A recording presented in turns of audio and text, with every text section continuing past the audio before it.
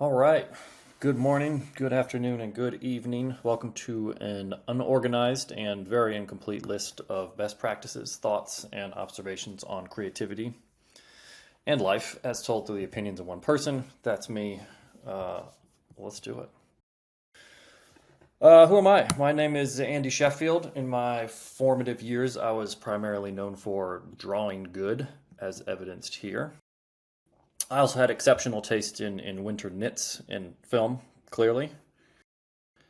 And I used to get Photoshop upgrades for Christmas, whatever that means developmentally, which of course I used to put new rims and stickers on my friends' Pontiacs, also tinted the windows if memory serves. And I mention this because it's a good reminder to start the day and to start the presentation with the fact that we all used to just be awful at whatever it is we do now. So congratulations. You've made it. We're doing great. Whatever you have or have not accomplished in your life or career, you're doing good. Moving on. Eventually, I went to college for design where I met the one and only Tom Zampini, which brings me here today. I just couldn't find a good photo of us from that time. I'm sure it was great, very well behaved. Of course, Tom at the time was starting his a business during college, his first one, as you do. But great to be here for his 35th company launch. Thank you to Tom and Sharon and Good Work and all my friends there now for having me. I currently work at this place, which is always fun to put the logo up. But before I got here, I wandered a long road. A short and, of course, incomplete version of that road might look something like this. It involved Roombas, a lot of rappers, occasional beer, Super Bowl commercials, animated ditties, dramatic mini docs, many of those along the way, of course. Motion control recipe videos, which I can promise you is wildly unnecessary. Movie posters, social media, of course. Interactive experiences, long story on that one. Ads for Las Vegas. Very inappropriate, cheap. Honest Abe, wonderful guy. And of course, the Lord of Dreams himself, the Sandman, helped DC and Audible and Neil Gaiman launch the first audiobook adaptation. But anyway, regardless, I did lots of things. And as I did all this and I redid portfolios and I changed jobs, I would write little things down along the way for years, which I've come to call practical knowledge. So rather than just run you through case studies and stuff, I'll read off a few of these points. Hopefully you find a little value in there somewhere. This is a 1.0 presentation. You guys are first. Let's see how we do. So practical knowledge from a lifetime of not knowing better. Let's get going. Lesson number 1. Just because you're good at it does not mean you have to keep doing it. This seems incredibly obvious and almost dumb, but I feel like it's simple to not think about this. I'll use myself as an example. So I started my career in consumer packaging, hence the Roombas and the beer. Just happened that way, no real reason. If it was in a grocery store or a Costco, I probably worked on it. I also designed my share of cost-conscious laundry detergent. Something like this is a long project, and it was around this time, after several years, that I finally accepted and fully realized I don't like working on laundry detergent. I don't want to talk about it. I don't want to show it to anyone. I don't want to put it in my portfolio. But here's the kicker. I was very good at it. And that's what gets you. That's what sticks you. I got promotions. I got some raises. Very successful project. By all measures, I was doing great. Could have coasted on that forever. From that point forward, I tried as often as I could to look at my career through this sentence. Are you becoming better at something you don't like? Because no matter what you're doing, you're getting better. If you golf, you get better. If you make clay pots, you get better. And if you work 8 hours a day doing something, you get very much better. To the people that have had this sort of clarity in their lives, this seems insane. I've wanted to be a filmmaker since I was 8. Now I am. But I'd argue this is very, very, very common. It's harder than it sounds. Where do you belong? How do you do your best work? I think we tend to idolize the individuals in most creative pursuits in business. This is America, after all, like that artist, that creative director, that CEO, they are the one. Which of course gives us all the impression that we have to do it ourselves. Most of us know that's not how it works. But it doesn't have to be the way you work either. You may work in a different way that gets you better results. I've done all these things, so I find this to be a fun exercise to find out where you do your best work. Some people are cut out to be freelancers. Solopreneurs, artists are in this circle, of course. Some people make great work at boutique studios or with a partner, just that sounding board. Some people make great work at big agencies. They need that big group. And some people make great work at companies that are not creative agencies. All these variations, of course, have nuances, but I think this is a good baseline. And when I went through this exercise, I wasn't thinking about good work, but it's interesting how you all are approaching teamwork, putting only great people together to do only real projects with real budgets. I think I could help a lot of people figure this out. That now concludes my contractually obligated positive mention of the sponsor of this talk, goodwork.xyz. Check them out. Doing great stuff. What's next? Don't lie about your title. Seems obvious. Shouldn't do such a thing. Most of all, to yourself. Every freelance designer with an LLC is now a creative director. Not at most companies, you're not. I've seen people I know fall victim to this, and they stagnate because they believe they've reached a point and they cannot believe no one will hire them for this thing. Could be because you're overreaching on your skills. This is a tough one. Requires a lot of self-reflection and honesty about where you really are. To put it simply, put yourself up against the same titles in the same industries. Obvious, but people mess this up all the time. And if need be, don't be afraid to take a step back, take a step sideways, or find another road altogether. Again, a scary thing to do. I'm supposed to go from art director to senior art director. That is how it goes. It says who? I did this relatively late in my career. I was almost 35 years old, changed industries. I moved to Hollywood, terrible place, with a cool design portfolio, and I just wanted to be walked in as Saul Bass and get things going. So of course, I showed up with a great presentation at work and said, hello guys, all right, well, I did this great thing for Amazon. This is like a really cool video. I'll sell the CG. We helped sell a new idea in the gaming space. We certainly did whatever this is. Did a nice rebrand for Campbell's Kitchen. You see it's very good typography, very good design, very considered. Started working with some pop stars to offset the rappers that I mentioned earlier. Say, okay, thanks, Andy. This wonderful presentation. Before you fill the whole page up again, we have a question, and it came up several times. Can you use Photoshop? To which I said, of course, have you seen these rims, son? Yes, I can. But all joking aside, they said, prove it. I had to do the work. I had a cool portfolio that did not have movie posters in it. The reason they asked me this is because that's 95% of the job in poster design. It didn't matter that I was a creative director. I couldn't whine about my title, and I certainly couldn't get a New York day rate.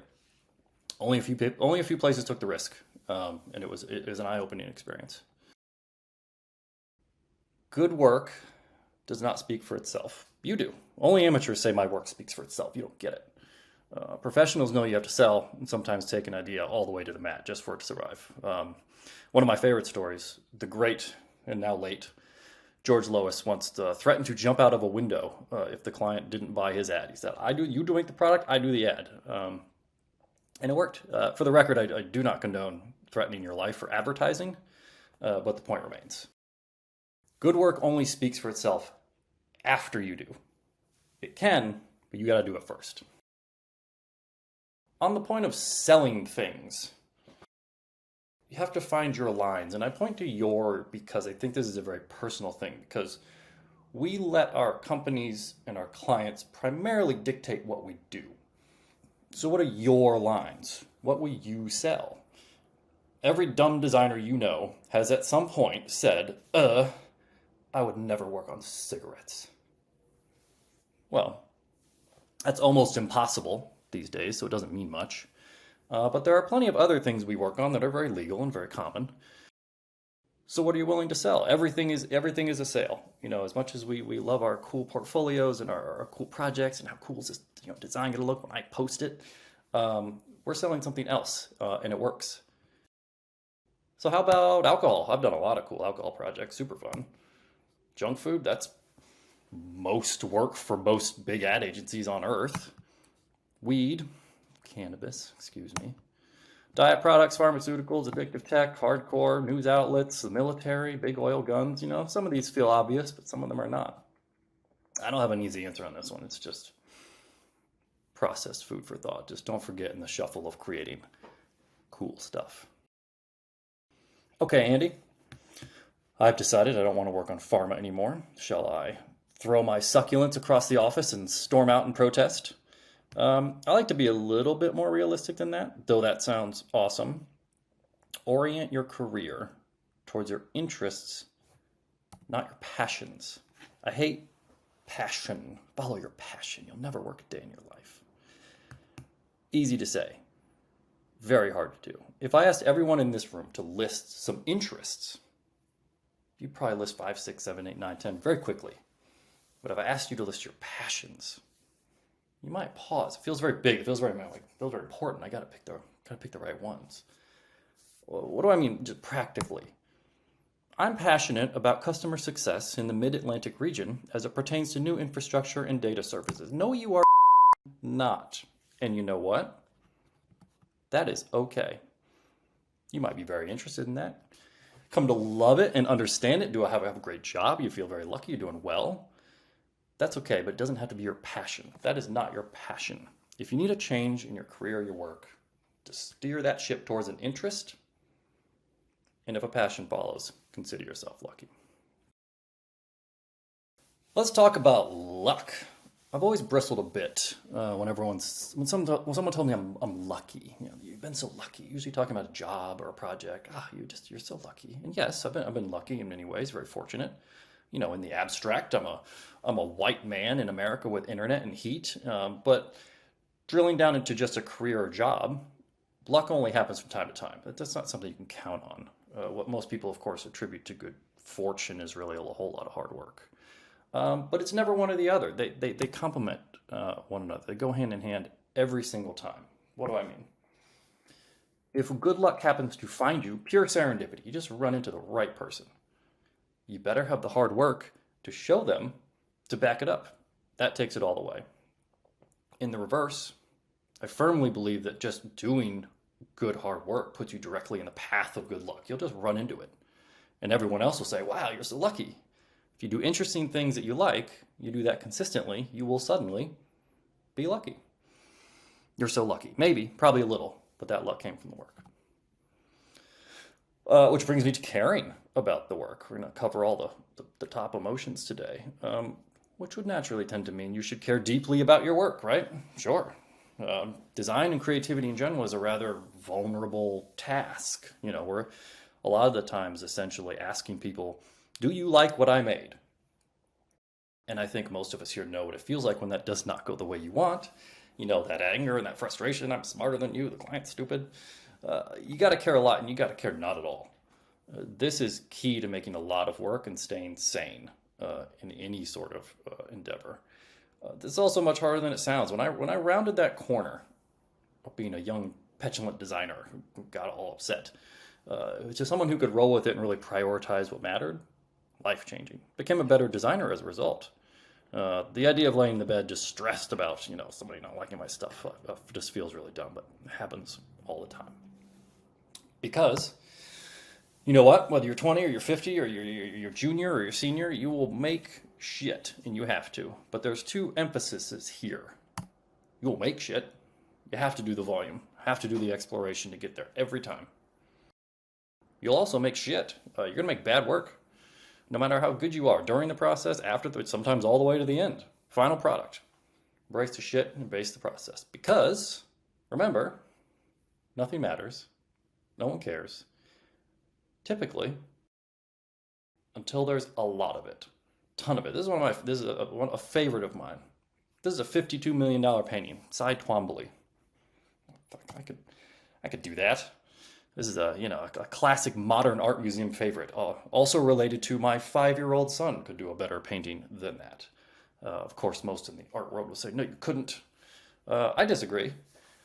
I think everybody in this room, everyone listening, could get some canvas, get some crayons, spend a few weeks, and you could do that one time. But can you and will you do it thousands of times for decades, perfecting your craft and your vision? You and me may not shift art movements, but the path to quality is paved in quantity. What's the first thing you do when you hear a great song, see a great movie, see a cool poster? You go see what else that person's done. I want all your cool songs. I want 50. Give me more. Tons of paintings. I want more movies. Everybody can make one great thing and say, nah. Great artists, designers, CEOs, financial analysts, whatever, they make tons.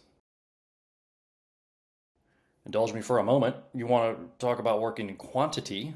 Do movie posters. Extremely high volume business. You'd think we're all just sitting around working with the directors and being very artsy all day. We're not. Here's a fun selection of things I enjoyed working on. Birds of Prey, Midsommar, Candyman, Joker, Euphoria. These are fun to show to people because they went absolutely nowhere. Never saw the light of day. They live on a hard drive and in this presentation. That's it. You better like the work because there's no way around it. And it can't matter. And you can't get one through until you do a lot of it. Control the room. If I had to answer the one question, what's the most valuable quality or skill for a designer or creative professional to have? Or more pointedly, what's the most valuable skill for me at Apple? There is one answer. It's not software, it's not style, and it's not even design. It's presentation. Narrative wins every single time. Remember, the whole work doesn't speak for itself? Of course the work has to be good. That's the minimum. Do you have to be a good designer to work? Yeah, yes, you do. This is what sets you apart. You call it selling, call it pitching, but it's presenting a story in a clear and engaging way. I can't tell you how many times I've been thanked for being clear. Just clear, that word, over and over again. Thank you, and it's very clear. There are entire training modules at Apple that go into this. It's called Presenting at Apple. It's a big deal and an expectation. I had some great mentors along the way that just beat the narrative right into me. Can't recommend it enough. In short, being a good creative is half the work. And I always put these things in parentheses because being a good CEO is half the work. Being a good whatever is half the work. Architect, put whatever you want in there. It's half the work. You are a sum of your references. Every now and then, a cool designer or someone they'll pop up and they say, they don't use references for amateurs. Which means two things. One, someone recently ripped them off. That's why they're complaining. Two, they are a liar. It's not about copying. It's not about hiding what you used. It's about truly understanding, having a real interest in the past, present, and future of whatever it is you do. To put it simply, the best designers I know have the best references. The ones who struggle the most have the worst. Again, I always bracket it, the best architects, the best whoever. I like to say that all of your references should be better than you. Which, of course, if we're going to talk about reference, we're going to have to talk about inspiration, because that one's always next. This question has been answered a million times and never well. There is no good answer. Every design interview falls victim to this question, and I've never seen an interesting version. Where do you get inspired? Well, life and travel and movies, the same place as everyone else. The same sites, the same movies, the same music, the same books, the same people. Stop asking about inspiration. It'll get you nowhere. What makes inspiration unique is your interest. That's it. It's what you keep. It's what you do with it. That's what sets you apart. It's how deep it goes. What you like matters. Because we're all looking in the same places. What's next? I want to be an artist who drives a Lexus. I found this quote and thought it was pretty awesome. Very specific model of car, but sure. I'm slightly biased because apparently I said this, according to my dad, when I was about 15 years old, and we must have been talking about colleges or careers. I was photoshopping at the time, trying to go from a Pontiac to a Lexus, apparently. The simple version is I wanted to be creative and not starve. A bit of that capitalist in there, I guess. But the idea of a starving artist was offensive. But how do you do that? What are the paths to that? I think this is underrated advice. Finance the dream. Because so often it's binary. You're either a great artist just painting the day away in Italy, or you're an office drone depressed. Like the only way out is quitting and going it alone. I disagree. Finance the dream, whatever that means for you. If you want to paint, do freelance design or illustration. Become selective with your time. Get a well-paid job. Give yourself the resources to do what you want to do, or go all in, whatever you want to do. But financing the dream is a great idea. Oh, stop f***ing complaining. We love to complain. I love to complain. We're exceedingly good at it because we practice it a lot. That whole getting better thing. That movie sucks. This person sucks. Can you believe this? The client, of course. Client always sucks. Most of social media is complaining. If Twitter still exists, that's most of it. But it becomes a bit of a sad existence with all the great things you could spend your time on. Bringing it back down to the work. In any pursuit, personal or professional, there's never enough time. There is never enough money. There's never the right people, the right brief, or the right client. Unless it's through good work, of course, and then it's perfect. Make it great anyway. Learn how to critique with value. If you're gonna complain, see what value you can add. It's hard. Saying something sucks is meaningless. And if you need to be polite, I always recommend it wasn't for me. At a minimum, try to complain with value. Next time you start complaining, see if you can stop yourself. It'll probably happen today. An ongoing struggle for us all. Criticize to uplift, not to destroy. All right, let's do some quick hits before we wrap this thing out of here, all right? Give credit, whether it's deserved or not. Giving credit makes you looks like you get it. Almost no one does anything alone. Don't act like you did. You can't skip the process, but you'd like to. No matter how good you get at what you do, got to go through it, like we said. I've said this to a few people, which was a mistake because very annoyingly, every time we try to skirt around to just get something done, they're like, Andy, you can't skip the process. I'm like, you're right. They're always right. Find a voice. I know you got one. Don't be boring. Hugh MacLeod calls this dinosaur speak, generic businessy language. Say it like you would say it and find out what that is. Very important. Portfolios are Instagram, and they should be. This is a time when the curation is correct. They are curated reflections of reality. For a designer, 10 projects from a career of hundreds? All the people and companies you look up to have a closet full of skeletons. It's just how it is. Remove hustler from your bio. That's it. That's the advice. You don't have to tell us. You don't have to announce it. Just quietly take it away. Move on. Side projects are for you. Everything else is work. Don't make a side project, work or a waste of time. A true side project includes at least 2 interests or maybe a passion. You never know. They should be enjoyable. One of my tips is try combining 2 things you like for a stronger concept. Speaking of side projects, no one cares. Do it anyway. You will get resistance from people who are jealous that you're doing anything at all. And that's really it. People will shit on the objectively the best creative on earth. They're talking to themselves, not to you. Do it anyway. You don't do everything, and that's a good thing. The amount of times I've seen a freelancer or maybe a small agency, list things in this laundry list of things. Global advertising campaigns. No, you do not. Websites are not a line item. That's an entire line of business. Be upfront with what you don't do. It'll take you much further. Saying you do anything and everything is working against you. Read a book. TikToks are not books. If you're like me, you go from your work screen to your personal screen to your little personal screen to your big fun screen while looking at your little personal screen. Try and read a book. Don't listen to it. Don't e-read it. Be weird. Smell the paper. I think it makes a huge difference in the quality of the information. Here's a few I've stolen from over the years, people much smarter than me. George, James, Paul, and Craig. You can read each of these books in about an hour. Great advice. Maintain perspective. Life will quite literally go on. If you're sick, call it sick. If your wife's in labor, please don't answer emails. I've heard way too many true stories of that happening. Life will continue to evolve if you don't answer that Slack.